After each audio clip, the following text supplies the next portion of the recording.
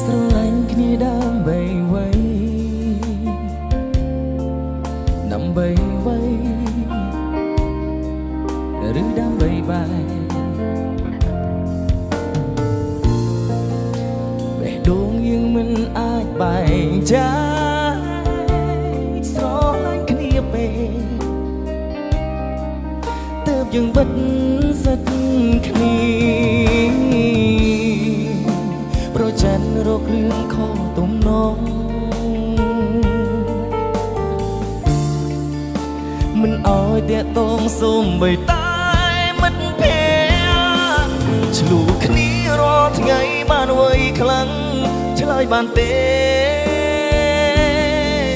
ប្រច័ណ្ឌមិនសិនគ្នារាល់ថ្ងៃបានអ្វីខ្លាំងកុំហឹងពុលកំហុសបនសល់ទាំងទឹកភ្នែ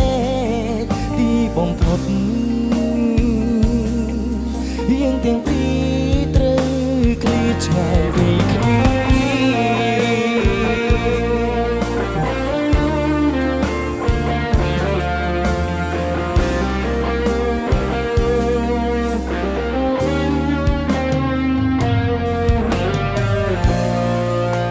មិនភៀងចិនដិនក៏លែងមាន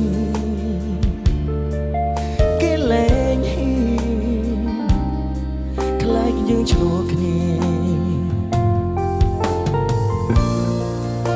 បេះដូងមិនអាចសន្ទនាឃើញមុខគ្នាមានតែរឿងរ៉ាវទឹកភ្នែកប្រច័ណ្ឌរករឿងខុសទំនងមិនអោយតាក់ទងសូម្បីតែមិត្តភក្តិឆ្លូគ្នារាល់ថ្ងៃបានអ្វីខ្លាំងឆ្លើយបានទេប្រច័ណ្ឌមិនសិតគ្នារាល់ថ្ងៃបានអ្វីខ្លាំងកុំហឹងពុលកំហុស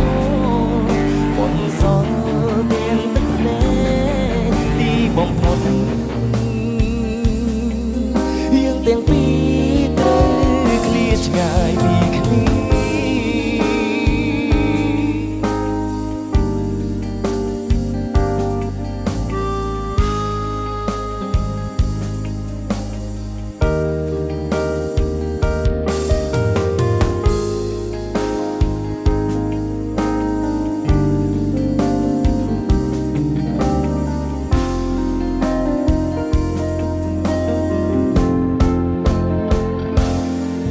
ឆ្លូគ្នារាល់ថ្ងៃបានអ្វីខ្លាំង